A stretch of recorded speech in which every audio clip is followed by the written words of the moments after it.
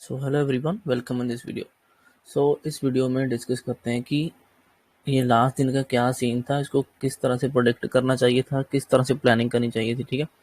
अच्छा, उससे पहले मैं एक आपको चीज़ दिखा देता हूँ। ये डेली चार्ट है निफ्टी 50 का। ठीक है, इसका आप चलो होमवर्क देता हूँ, आप ये करना। ठीक है, आप देखना कि ये जब रेड कैंडल बनी थी इस दिन ये किस तरह से फॉर्म हुई थी। ठीक है, और नेक्स्ट डे जब फिर वो गिरा तो वो किस तरह से गिरा, क्या ये स्ट्रेच था कि नहीं था। ठीक है, और इसको भी देख लेना, ये कैंडल किस तरह से बनी थी, 5 मिनट में या 15 मिनट में किस तरह से क्लोज हुई, और उसके बाद ये जो फॉल हुआ ये किस तरह से हुआ। मीन्स कि पिछले दिन स्ट्रेच था प्राइस की नहीं, इस दिन भी देखना कि स्ट्रेच था कि नहीं। ठीक है, मैंने कई बार आपको बोला है, बताया है ये बात कि अगर प्राइस स्ट्रेच हो गया ना, मान लो कि दिन में ऊपर था, लास्ट में गिरा और स्ट्रेच हो गया, तो नेक्स्ट डे हमें फॉल नहीं मिलता। बहुत ही कम मिलता है मीन्स कि बहुत ही कम चांस होते हैं कि मिले। अगर मिला तो बहुत ज़्यादा लंबा नहीं मिलता, बड़ा नहीं मिलता। ठीक है, छोटा सा ही मिलता है, वापस रिवर्स होने के चांसेस बहुत रहते हैं। मैंने यह बात आपको बताया था। ठीक है, ओके, एक ये बात। दूसरी बात, मैंने बोला कि जब भी कोई, अब देखो ये फॉर्म हो रहा था, सेकंड लेग फॉर्म हो रहा था एम पैटर्न का। ठीक है, एम पैटर्न का, अब एम पैटर्न का सेकंड लेग फॉर्म तो हो रहा था। यहाँ पे सेलर्स ने अपनी एक्टिविटी दिखाई भी। ठीक है, सेलर्स ने दिखाया कि हम बैठे हैं यहाँ पे, तो थोड़ा सा दिखाया तो सही, लेकिन उनको आगे कंटिन्यूएशन में फॉलो थ्रू नहीं मिला। ठीक है, अगर ये साइडवेज खुलता या थोड़ा सा नीचे या ऊपर थोड़ा सा खुलता फिर कंटिन्यू हो सकता था। ठीक है, जहाँ पैनिक गैप डाउन खुल जाता तो भी कुछ हो सकता था, बट इस तरह से कुछ हुआ ही नहीं। इन सेलर्स को बेचारों को तो किसी ने हौसला दिया ही नहीं। ठीक है, कोई भी इनकी साइड आया नहीं, उल्टा इनके अगेंस्ट 40%, 50 40 50% खुल गया। ठीक है, इनके अगेंस्ट जब खुल जाता है तो ये नहीं रुकने वाले। इनको इतना पैसा दिख रहा होगा, उसमें से आधा रह गया होगा तो ये बुक कर लेंगे। जब 50% 40% ऊपर खुल जाता है तो उस कैंडल की उतनी वैल्यू रहती नहीं है, अगर वो प्राइस ऊपर जाना शुरू कर दे। ठीक है, ये बात भी आपको मैंने कई बार बताया है। तो अब देखो, अब आते हैं हम 5 मिनट में। अब आप देखो कि प्राइस किस तरह से क्लोज हुआ था। ये प्राइस फॉल किया, ठीक है, थोड़ा सा होल्ड किया, फिर फॉल कर दिया। ये फॉल अभी स्ट्रेच है, अगर ये इसके नीचे भी निकलता तो ज्यादा दूर नहीं जाता, क्योंकि ये यहाँ से चलता हुआ आ रहा है, वन वे नीचे आया हुआ है। ठीक है, तो इसको ब्रेक करना भी इसके लिए मुश्किल था। नीचे खुलता तो भी बाइंग आ सकती थी। ठीक है, अगर ये इसके बीच में खुलता तो ये डाउट क्रिएट करता, हो सकता है यहाँ जाकर डाउन आता या यहाँ से नीचे आ जाता, तो यहाँ पे कुछ भी कर सकता था। लेकिन ये खुला कहाँ, ये इसकी इंपॉर्टेंट सपोर्ट थी, क्योंकि ये यहाँ से एकदम रेजिस्टेंस ले रहा था और इस दिन क्लोज भी यहाँ पे हुआ। नेक्स्ट डे फिर यहाँ से उठा था। ठीक है, और अगले दिन भी यहाँ पे सपोर्ट लिया था, कल भी यहाँ पे सपोर्ट ले रहा था, परसों मीन्स की। तो बाद में इसने ब्रेक डाउन दिया, अब ये ओपन ही उसके ऊपर हुआ। देखो, उसी सपोर्ट के ऊपर की रेंज के अंदर फिर से ओपन हुआ। अगर इस सपोर्ट पे ओपन हो, अगर तुझे ना यहाँ पे ओपन होता तब भी हो सकता था कि सेलर एक बार सोच लेते कि ये नीचे गया, ये पुल बैक लेगा फिर नीचे आएगा। वो यहाँ पे पुल बैक का सोचेंगे। पुल बैक हम कब सोचते हैं, मीन्स की रेजिस्टेंस कब सोचते हैं, जब कोई प्राइस नीचे आकर नीचे से रेजिस्टेंस को टच करने आए तब सोचते हैं। ठीक है, अगर प्राइस नीचे है, मान लो क्लोज हो गया, अगले दिन ओपन ही उसके ऊपर हो गया, तो बाहर की साइड आ गया ना। अगर हम मानते हैं कि ये रेजिस्टेंस है, ठीक है, अब इसको ऊपर जा रहा है, अभी इसको यहाँ पे रेजिस्टेंस लेना है। ठीक है, इस लेवल से, बट इसने रेजिस्टेंस लेने की बजाय इसने तो उसके ऊपर आकर क्लोजिंग करना शुरू कर दिया। ये तो प्राइस उसके ऊपर निकल के आ गया। इट मीन्स कि अब ये रेजिस्टेंस, अब जब ये नीचे आएगा तो ये सपोर्ट लेने की कोशिश करेगा। समझे, तो ये सपोर्ट बन जाएगा तो रेजिस्टेंस लेगा नहीं। रेजिस्टेंस लेने के लिए उसको नीचे ही रहना चाहिए, नीचे से ही घूमना चाहिए था। ठीक है, अगर ओपन होता तो इसके नीचे ही ओपन होना चाहिए था, इसे रेजिस्टेंस के नीचे ओपन होना चाहिए, ताकि इस तरह से करके इस तरह से नीचे आ जाता, यहाँ पे लोग एक्टिव हो जाते। बट खुला ऊपर तो ये रेजिस्टेंस नहीं रहा।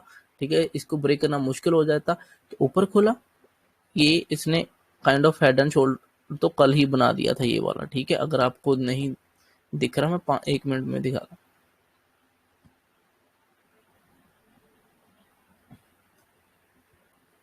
देखो, ये हेड एंड शोल्डर्स इसने कल ही बना दिया था। ठीक है, ये लो, ये इसकी नेकलाइन थी ये, और इसके ऊपर खुलना था, खुला ही ऊपर काफी, पुल बैक ले लिया, अच्छा खासा ठीक ठाक पुल बैक सा ले लिया, फिर रिवर्स कर दिया उसने। अब कितने पॉइंट ऊपर खुला ये देखो, ये इसका क्लोजिंग था, यहाँ पे क्लोज हुआ सिर्फ 40-45 पॉइंट, 0.2%, उसके लिए बहुत ज्यादा नहीं है। बड़ा गैप अप कौन सा होता है, 1%, 1.5%। ठीक है, जहाँ 0.80% है ना, इस तरह से कुछ में ऑलमोस्ट 1%, उसको बड़ा मानते हैं। ये तो कुछ नहीं है, ये इतना बड़ा हुआ नहीं है ना, तो इसको नहीं मानने वाले थे सब। तो इजी था, डेली चार्ट के हिसाब से व्यू देखना था कि रेड कैंडल तो हुई है, ठीक है, एम पैटर्न बन सकता है। अगर ये साइडवेज खुलता या नीचे खुलता फिर नीचे आता तो एम पैटर्न कंप्लीट होने की कोशिश करता, ठीक है, इस नेकलाइन तक आने की कोशिश करता प्राइस, बट खुला ऊपर, इसने सेल्स को निकाल दिया, ठीक है, तो वहां पे कोई सीन बनता ही नहीं था, ठीक है। ओके, अब और बात, पहले अगर मान लो हम नहीं पकड़ पाए, ठीक है, ये ऊपर गया प्राइस, ये हमें पता है कि रेजिस्टेंस यहाँ से रेजिस्टेंस लेगा, लेकिन हमें सेल नहीं करना यहाँ पे, क्यों? क्योंकि डेली चार्ट में हमें पता है कि हम रेड कैंडल के 50% ऊपर खुल गए हैं और ऊपर ही जा रहे हैं, तो सेलर तो नहीं रहे इसमें, ठीक है। सेलिंग का व्यू होता अगर साइडवेज खुलता जाए, थोड़ा सा गैप डाउन खुलता, तब हम सेलिंग का व्यू सोचते, ठीक है, तभी प्लान करते। अगर 50% ऊपर खुला तो इग्नोर कर दो, जहाँ फिर अपना व्यू थोड़ा चेंज करके आओ, ठीक है ना। तो 50% ऊपर खुल जाएगा तो हम व्यू ही चेंज रखेंगे, तो हम तो नहीं करने वाले, ठीक है, डाउन साइड ट्रेड नहीं करेंगे, क्योंकि यहाँ पर सेलर नहीं आएंगे। सेलर यहाँ पे आएंगे नहीं, जो कल से बेचारे बैठे थे उनको भी तो उनमें से भी आधे लोगों को निकाल दिया, ठीक है, उनमें से भी आधे से ज्यादा लोग निकल गए होंगे जब ये ऊपर आ रहा होगा, तो फिर कौन सेल करेगा, ठीक है। तो हमें सेलिंग नहीं करना था, आराम से वेट करना था। अगर ये सेकंड हाफ में कोई ब्रेकआउट दिखता तो उसका ब्रेकआउट भी आप ट्रेड कर सकते थे, ठीक है। यहाँ से जैसे ये निकला छोटे टाइम में अच्छे दिख रहा था, बहुत अच्छा ब्रेकआउट मिला है यहाँ पर भी। अभी क्या है कि ये जो डाउनफॉल आ रहा था, 1 मिनट में देखता हूँ वॉल्यूम वाला मैंने लगाया है इंडिकेटर की, नहीं, हाँ है। अब देखो, अब आप देखो, एक वॉल्यूम चीज देखो ना, प्राइस जब नीचे आ रहा था तो वॉल्यूम डिक्रीज हो रहा था, ठीक है, वॉल्यूम था ही नहीं उसमें, ठीक है ना। जब इसने ब्रेकआउट दिया वॉल्यूम फिर बढ़ना शुरू हो गया, ठीक है। तो क्लियर था कि ये जो डाउनफॉल आ रहा है इसमें वॉल्यूम नहीं है, ठीक। अब आप देखो, जब ये फॉल कर रहा था तब वॉल्यूम इंक्रीज हो रहा था ना, ये देखो, ठीक है, मीन्स की वॉल्यूम बढ़ रहा था, ठीक है। अगर हम इसको भी देखें, इस फॉल को भी देखें, इसमें भी ये वॉल्यूम थोड़ा बहुत बढ़ा ही है, ऊपर का ही बढ़ा है, नीचे को नहीं है, ठीक है। जब ये साइडवेज हो रहा था तब वॉल्यूम बढ़ नहीं रहा था, एक स्टेबल था वो, ठीक है। जब ये यहाँ से प्राइस ऊपर को जा रहा था तब भी वॉल्यूम थोड़ा थोड़ा बढ़ता दिख रहा था, देखो, ठीक है ना। तो ये थोड़ा सा कंफर्मेशन होता है। अब देखो, यहाँ से जब ये नीचे गिर रहा था ये, तब भी वॉल्यूम बढ़ नहीं रहा था, ये एक स्टेबल था, एक जगह पे ही था वॉल्यूम, कुछ खास ऊपर नीचे नहीं हो रहा था। तो मीन्स की कहने का मतलब ये है कि जब मॉर्निंग में अच्छी खासी बाइंग आई थी उसमें ठीक ठाक वॉल्यूम दिख रहा था, उसके बाद जो साइडवेज हो रहा था, जब फ्लैग बना रहा था नीचे की तरफ, ये इस तरह से ज्यादा दूर नहीं जा सकता था और इसमें वॉल्यूम भी नहीं था, ठीक है, बिल्कुल थोड़ा थोड़ा सा ही वॉल्यूम था।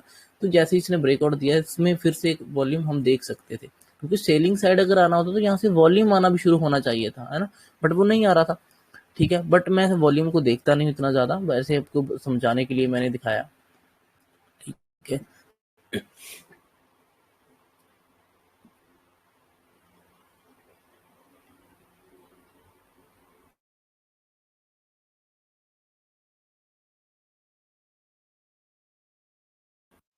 ठीक है, सो ये सब सीन है।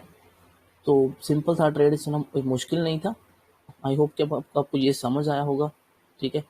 समझ आया है तो देखकर अच्छे से नोट्स बना लेना, ठीक है। Thank you so much for watching this video, bye.